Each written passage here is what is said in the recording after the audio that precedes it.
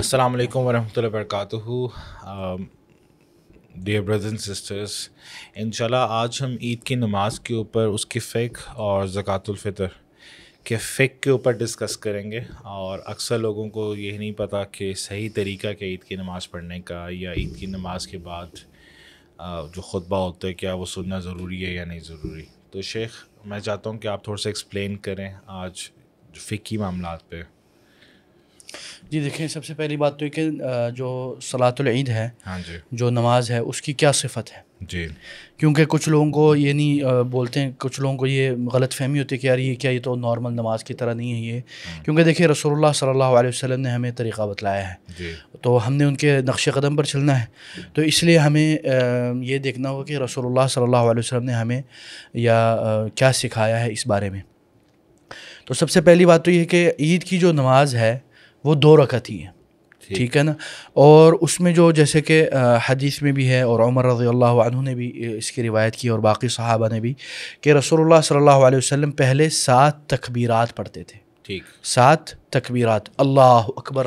اچھا، اس سے پہلے جو نیت ہے وہ آپ جنرلی جو اپنے مائنڈ میں نیت کرو گے وہ کرو گے کہ میں 2 رکعت پڑھ رہا ہوں عید کی. آپ نے یہ دیکھیں، نیت یہ کہ میں صلاۃ العید پڑھ رہا ہوں، عید الفطر کی نماز پڑھ رہا ہوں، دیٹس اٹ.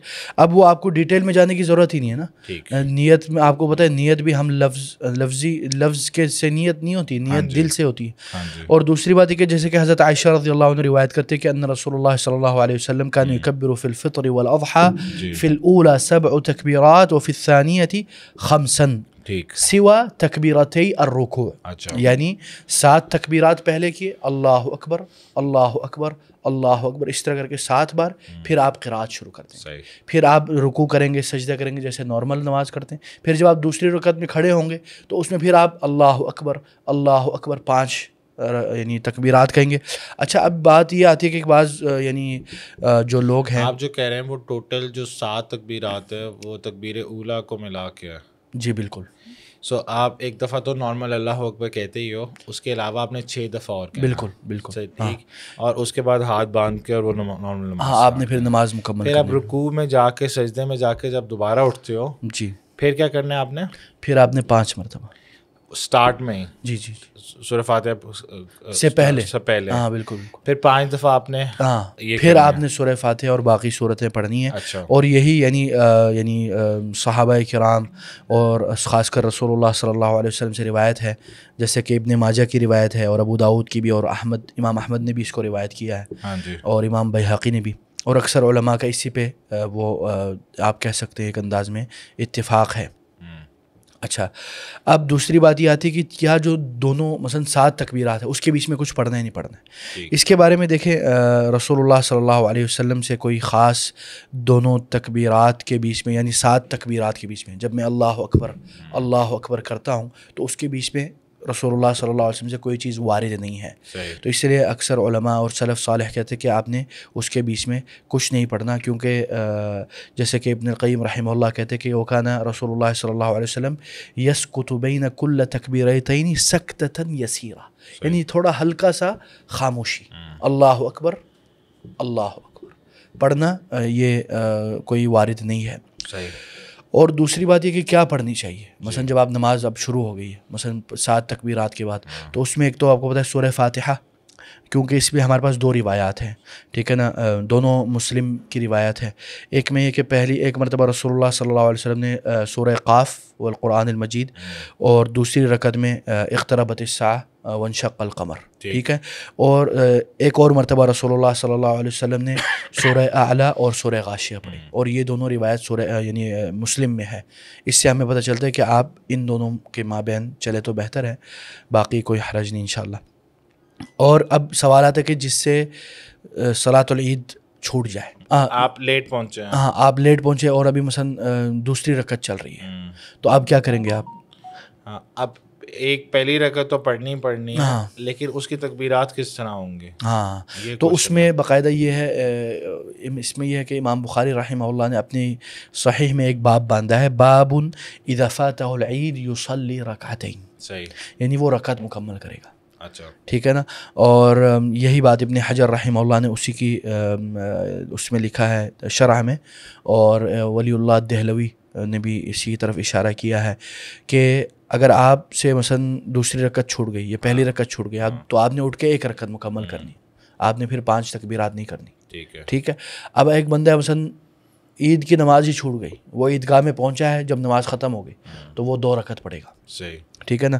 یہ ہے اکثر علماء کا قول. لیکن یہ کہ بعض اقوال یہ بھی ہیں کہ یہ میں اس لیے بتا رہا ہوں اختلاف تاکہ لوگوں کے بیچ میں فتنہ پیدا نہ ہو، کہ بعض علماء یا بعض مذاہب مثلا احناف کے نزدیک آپ اگر عید کی نماز چھوٹ جائے آپ نے اس کا اعادہ یا قضا نہیں کرنا، ٹھیک ہے، ختم ہوگی، ٹھیک ہے. اچھا اب بات آتی ہے کہ خطبہ عید کب شروع ہوتا ہے؟ لیکن شیخ اس میں آپ یہ کہہ رہے ہیں کہ جو احناف ہیں وہ یہ کہہ رہے ہیں کہ اگر عید کی نماز چھوٹ گئی ہے تو دوبارہ پڑھنے کی ضرورت نہیں ہے. جی بالکل. لیکن بعض جو اقوال ائمہ کے وہ تو یہ کہتے ہیں کہ اگر آپ کی مسجد میں چھوٹ گئی ہے تو آپ گھر میں بھی پڑھ سکتے ہیں. بالکل، میں نے آپ کو کہا نا اکثر اس کا جو طریقہ وہ اکیلا پڑھے اور اسی طرح تکبیرات کے ساتھ پڑھے.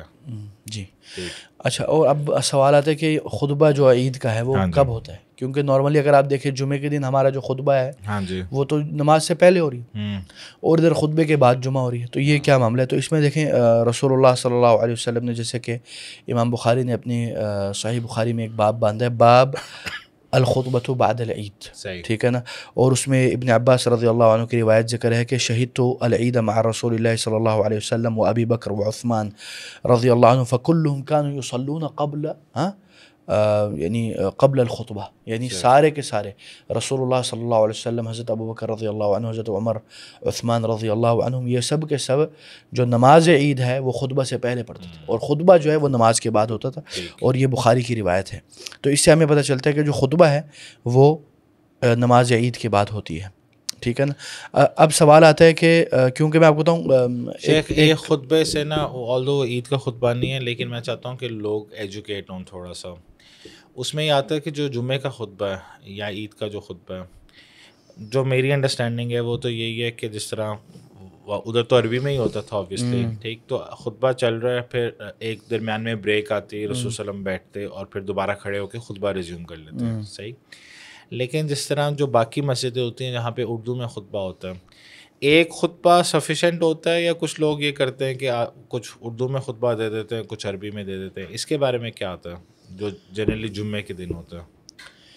دیکھیں اصل میں یہ ہے کیونکہ بعض جو مذاہب ہیں وہ یہ کہتے ہیں کیونکہ عربی میں ہی خطبہ ہونا چاہیے اور یہی رسول اللہ صلی اللہ علیہ وسلم کا طریقہ ہے، تو وہ عربی والے خطبے کو اصل سمجھتے ہیں. صحیح.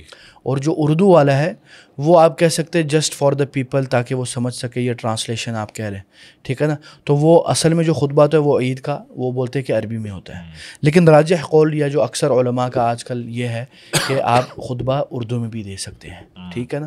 تاکہ کیونکہ دیکھیں اگر ایک بندہ جاتا ہے، یہ تو ویسے شاید بہت کم مسجدوں میں ایسا ہوتا ہے کہ صرف اردو کا خطبہ ہوتا ہے اور اس کے بعد نماز سٹارٹ ہو جاتی ہے جمعے کی، بہت کم ہوتا ہے. اکثر تو مسجدوں میں اردو میں یا انگلش میں ہوتا ہے، اس کے بعد ایک عربی کا بھی تھوڑا سا خطبہ دیتے ہیں اور اس کے بعد جمعے کی نماز. یہ جو بالکل یہ جو احناف کی مساجد ہے اس میں ایسے ہی ہوتا ہے، ٹھیک ہے. جو باقی مسجدیں ان میں کیا ہوتا ہے؟ ان میں ڈائریکٹ اردو میں خطبہ ہوتا ہے اور نماز شروع ہو جاتی ہے بس. ہاں ٹھیک، وہ سفیشینٹ ہوتا ہے. مثلا اب بڑے صغیر کی بات کر رہا ہوں، پاکستان انڈیا کے. ہاں ٹھیک.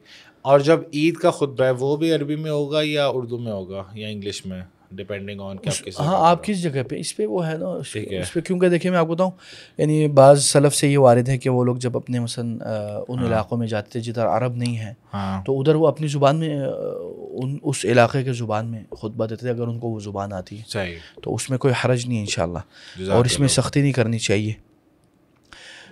اچھا دوسری بات یہ کہ کیا یہ جو خطبہ عید ہے کیا یہ واجب ہے یا یہ سنت ہے؟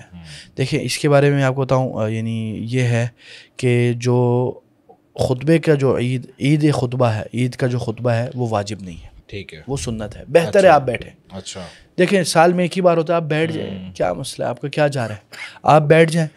لیکن اگر آپ چلے جائیں تو اس میں کوئی حرج نہیں ہے، ٹھیک ہے نا. کیونکہ رسول اللہ صلی اللہ علیہ وسلم نے جیسے فرمایا خطبے کے بارے میں کہ ان نخطب فمن احب ان یجلس للخطبۃ فلیجلس ومن احب ان یذهب فلیذهب. یہ ابو داؤد کی روایت ہے اور نسائی کی بھی، اور اس کو صحیح قرار دیا امام شیخ البانی نے، کہ ہم جو خطبہ دیتے ہیں، ہم خطبہ دے رہے ہیں، ان نخطب فمن احب ان یجلس للخطبہ فلیجلس، تم میں سے کوئی پسند کرے، یا کسی کو محبت ہے کہ وہ بیٹھ جائے تو بیٹھ جائے، الحمدللہ اہلا وسہلا، اور ومن احب ان یذهب فلیذهب، اور جو جانا چاہتا ہے وہ چلے جائے، کوئی حرج نہیں۔ تو اس سے پتہ چلتا ہے کہ وہ واجب نہیں ہے لیکن سنت ضرور ہے، ٹھیک ہے نا۔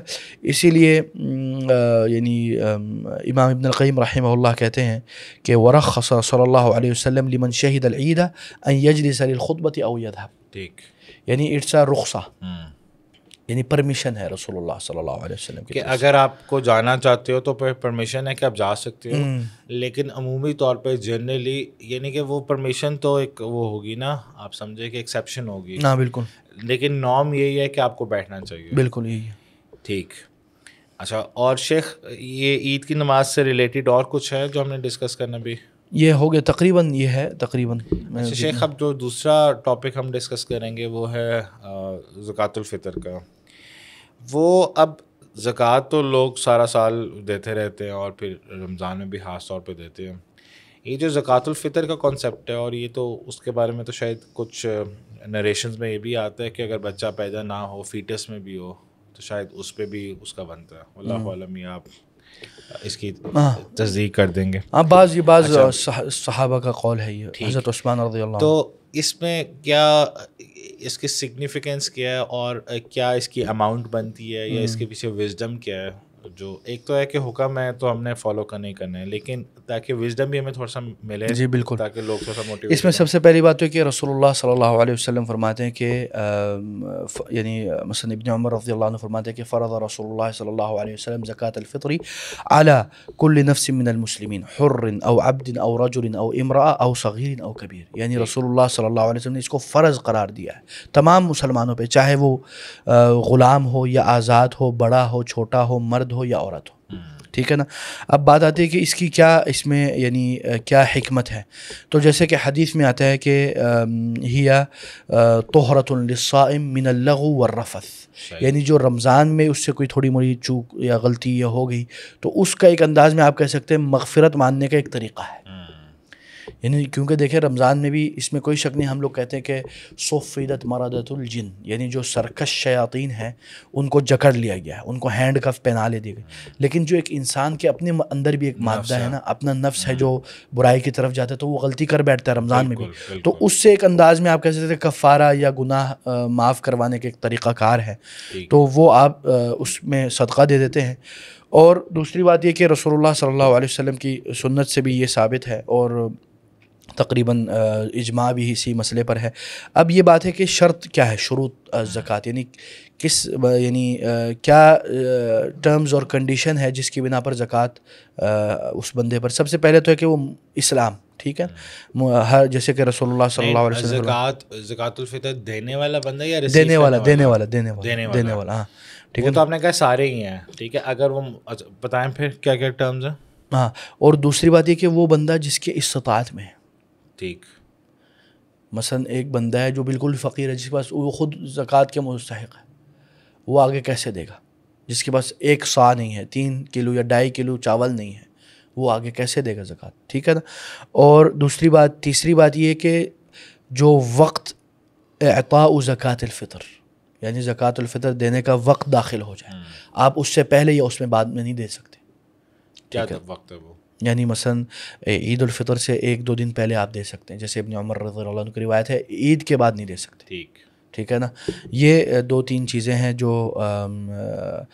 شیخ کو عید کے بعد یا عید کی نماز کے بعد نہیں دے سکتے؟ عید کی نماز کی بات کرو نا۔ ٹھیک، اور دوسری بات یہ ہے کہ ایک اور جو اس کی حکمت ہے وہ یہ ہے کہ یہ مساکین کے لیے بھی ایک انداز میں آپ کہہ سکتے ہیں ان کی اعانت ہے، اور ان کو یعنی دوسروں کا سائل اور محتاج بنانے سے روکنے کا بھی ایک طریقہ کار ہے۔ بس یہ ہے تقریباً جو میرے ابھی ذہن میں آ رہا ہے، بارک اللہ فیک۔ اچھا شیخ، ایک تو یہ کہ اس کی جو اماؤنٹ ہے، وہ اماؤنٹ آپ کہہ رہے ہیں کہ 2.5 کلو چاول جتنی ہے ایک بندے کی؟ دیکھیں یہ اصل میں جو حدیث ہے نا، صاع من تمر او صاع من شعیر ہے۔ اب صاع کس کو بولتے ہیں، ٹھیک ہے نا، صاع بولتے ہیں، یہ مد ہوتا ہے، مد اتنا سا ایک بندے کا جو نارمل بندے کا جو ہاتھ ہے وہ 3 مد 1 صاع بنتا ہے، تو اس میں اب یہ آپ کہہ رہے ہیں 3 جو ہینڈز ہیں، ایک دفعہ ڈالا، دوسری دفعہ ڈالا، تیسری دفعہ ڈالا، ٹھیک ہے، وہ 1 سا ہو گیا. بالکل. اور وہ چاولوں کا کھجور کا، یا مثلا شعیر جو ہے، جو کا جس کو ہم لوگ بولتے ہیں. صحیح. اس میں تو اب ساروں کی پرائسز ڈفرینٹ ہوگی نا، فلکچویشن بہت زیادہ. تو یہ ہے نا، تو یہ انسان کے اوپر ہے. ٹھیک. انسان کون سا دے سکتا ہے بہتر، وہی دے دے. تو جو منیمم اماؤنٹ ہے وہ تقریباً کتنی بنی؟ وہ صاع ہے. صاع منیمم اماؤنٹ. اس سے زیادہ بھی دے سکتا ہے. اس سے زیادہ بعض علماء کہتے ہیں دے سکتے ہیں، لیکن بہتر ہے آپ اسی سے مقید رہیں جو آیا ہے. کیونکہ اس لیے میں آپ کو بتاؤں، اصل میں بعض اس میں اختلاف ہے صاع کے متعلق. کچھ بولتے ہیں کہ 2.5 کلو بنتا ہے، کچھ بولتے ہیں 3 کلو بنتا ہے، کچھ بولتے ہیں 2.5 کلو ہے لیکن آپ احتیاطاً 3 کلو دے دو. کیا مسئلہ اگر آپ چلیں سپوز ہم 3 kg لگاتے ہیں، ٹھیک. اب وہ 3 kg اس چیز کا دینا ہے جو سب سے سستی جا رہی ہے مارکیٹ میں، یا اس کا ایوریج؟ یہ ضروری ہے جو آپ ایوریج جو آپ کرتے ہو. صحیح. آپ ایوریج گھر میں کیا کھاتے ہو؟ مثلا اگر آپ گھر میں زیادہ چاول کھاتے ہو تو اچھا چاول دے دو. زیادہ تر لوگ چاول ہی کھاتے ہیں، تو پھر آپ چاول ہی دے دو، چاول کے بنیاد پہ. ٹھیک. اچھا شیخ، جزاک اللہ خیر. اور اس کو جو ریسیو کرنے والا ہے وہ بندہ جو فقراء یا مساکین، جی، محتاج جو ہے. میں جو پوچھنا چاہ رہا تھا وہ یہ چاہ رہا تھا کہ اس کو کیش میں ہی دینا ہے یا اس کو ایز اے رائس بھی دے سکتے ہیں؟ دیکھیں اس میں آپ کو بتاؤں بہت شدید اختلاف ہے علماء کے مابین. اچھا. کہ کیونکہ رسول اللہ صلی اللہ علیہ وسلم کے زمانے میں بھی دینار و درہم تھے، لیکن رسول اللہ صلی اللہ علیہ وسلم نے باقاعدہ جو چیزیں ہیں وہ دی ہیں. اچھا. تو اس لیے ریکمینڈڈ اور بہتر اور افضل یہی ہے کہ آپ وہی چیز دیں. تو آپ کے جتنے بھی گھر والے بن رہے ہیں، آپ ساروں کو اگر جمع کرو تو آپ سمجھو کہ یار 10 kg کا میں بیگ دے دیتا ہوں رائس کا، کسی بھی بندے کو، کسی فقیر کو دے دیں آپ، تو ماشاءاللہ اس کا راشن ہو جائے گا. مثلا ہمارے گاؤں میں یہی ہوتا ہے. ہمارے گاؤں میں باقاعدہ جو ہمارے پاس جو کھیت کی چیزیں ہوتی ہیں ہم اس حساب سے ان کو دے دیتے ہیں. ٹھیک. اور وہ پھر مستحقین کے پاس پہنچ جاتا ہے. تو یہ ہے بہتر یہی ہے کہ آپ جو چیز ہے وہی دیں.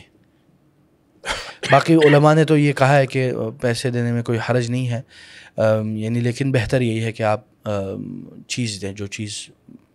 کیونکہ دیکھیں کبھی کبھی نا پیسوں کا بھی کوئی اس میں کوئی شک نہیں. آج کل پیسوں کی مختلف احتیاجات ہوتے ہیں لوگوں کے. تو دیکھ لیں، آپ علماء کے فتوے پہ چلیں، آپ دیکھیں جو مناسب آپ کو لگے. لیکن بہتر سمجھتا ہوں کہ رائس ہی دینا چاہیے. ہاں رائس، یہی میں نے آپ کو کہا نا، یہی بہتر ہے. لیکن بعض علماء نے اس میں یعنی وہ کیا ہے، آپشن دی ہے. جی دونوں چیزوں کی. اچھا. اور یہ بھی میں بتا دوں کہ ایک صاع میں نا تقریباً 4 مد ہوتے ہیں. 3 نہیں، سوری، 4 مد ہوتے ہیں. حتیٰ کہ آج کل کچھ لوگوں کے پاس ہے یہ المد النبوی کر کے. اچھا. یعنی وہ باقاعدہ سلسلہ میرے پاس بھی ہے، لیکن وہ اس کو وہ تھوڑا اس میں محل نظر چیزیں ہیں. ہے کیا وہ آپ کو ہے نا مثلا برتن ہے کوئی؟ ہاں ایک برتن ہے، اور آپ کے ہاتھ کے مطابق اس میں وہ سیٹ کرتے ہیں. پھر وہ آپ کو باقاعدہ سند دیتے ہیں کہ یہ مد النبوی ہے کر کے. لیکن اس میں مسئلہ یہ کہ کچھ سند میں نہ کچھ چیزیں ہیں جو تھوڑے محل نظر ہیں، لیکن یہ کچھ لوگوں نے اس میں سے بھی وہ فکس کرتے ہیں. اچھا. لوگوں کی انڈرسٹینڈنگ کے لیے ایک کسی کے گھر میں کوئی کام والی آتی ہے، ٹھیک، تو وہ اس کام والی کو جو گھر میں آ رہی ہے ڈپینڈنگ کے ایک جس طرح مثال کے طور پہ کسی کام والی کی جو تنخواہ ہے وہ 5-6 ہزار ہے، اور آپ کے گھر میں وہ روز آ رہی ہے کام کرنا، یہ نہیں کہ 25-30 ہزار، تو آپ اس کو بھی پکڑا سکتے ہو ایک چاولوں کا بیگ. اگر وہ فقیر اور مسکین ہے. کچھ لوگ نا اس میں چلے جاتے ہیں کہ وہ کہتے ہیں نہیں یہ بھی ڈیزرونگ نہیں، وہ بھی ڈیزرونگ نہیں، تو انہیں اپنی پھر سوسائٹی میں کوئی بھی بندہ نہیں نظر آ رہا ہوتا جو ڈیزرونگ ہو. پھر ان کے لیے بڑا مسئلہ ہوتا ہے کہ وہ کہتے ہیں اس کے پاس بھی یہ چیز ہے، اس کے پاس بھی یہ چیز ہے، تو یہ اس طرح کی نا اس میں چلے جاتے ہیں. دیکھیے اتنی زیادہ آپ ڈیٹیل میں نہ جایا کریں. بس آپ کو پتہ ہے یہ غریب ہے، یہ فقیر آدمی ہے، مسکین ہے، اس کے حالات تنگ ہیں، یہ محتاج ہے، اس کو آپ دے دیں. بس یہ ہے.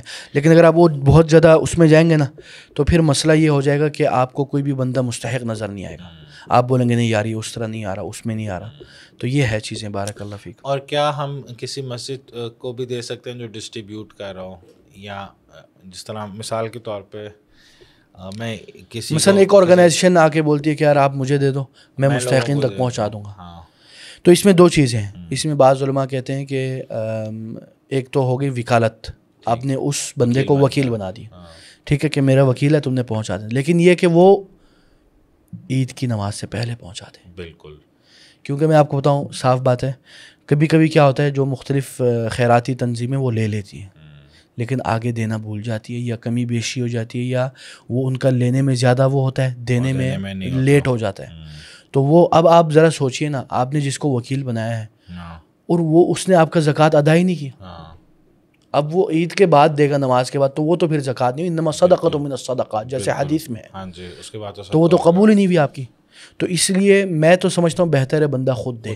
لیکن اگر آپ کو کوئی ایسا آرگنائزیشن کا پتہ ہے کہ جو یقین آپ کو ثقہ ہے، ٹرسٹ ہے، پھر کوئی حرج نہیں، آپ اس کو وکیل بنا کے دے رہے ہیں، آپ اس کو فقیر بنا کے نہیں دے رہے. کیونکہ میں آپ کو بتاؤں ملک بولتے ہیں، یعنی آپ کی ملکیت میں سے اس کی ملکیت میں انتقال ہو جانا، یہ ضروری ہے نماز عید سے پہلے فقیر کی ملکیت میں. جزاک اللہ خیر آڈینس.